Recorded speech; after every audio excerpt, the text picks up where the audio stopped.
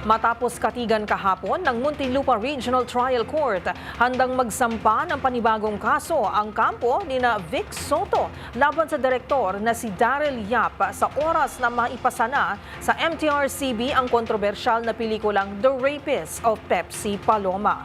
Ang mga detalye alamin sa report ni Kyle Bulyas.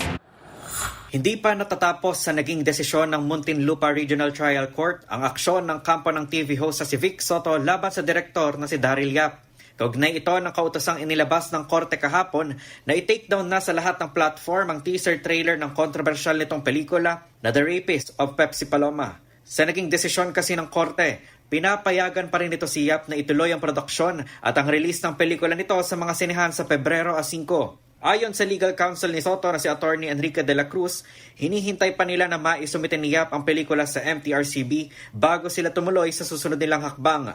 Wala pa kasi umano silang basehan upang kasuhan muli si Yap gayong hindi pa naman na ipapalabas ang pelikula. Pero kung ito ay isasubmit na yung kabuuan, kasi wala pa nakakapanood wala pa nakakakita. So mahirap pigilan ng isang bagay na hindi pa naman natin nakikita kung ano ang laman. Prior restraint yan censorship. Pagka pinigilan mo, hindi mo pa alam kung ano ang laman.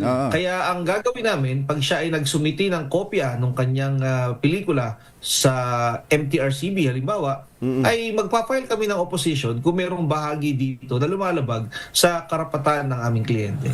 Nilinaw naman ni De La Cruz na hindi sila tutol sa pagpapalabas ng pelikula basta't matiyak lamang na hindi maisasama rito ang personal na impormasyon ni Soto gayong wala naman itong naging pahintulot. Sa ngayon, may nakabinbin pang 19 counts ng cyber libel case laban kay Yap kasunod ng pag-upload nila ng iba't ibang promotional material sa social media na direktang binabanggit ang pangalan ni Soto. Para sa MBC TV Network News, ito si Kyle Bulyas ng DZRH, una sa Pilipinas, una sa Pilipino.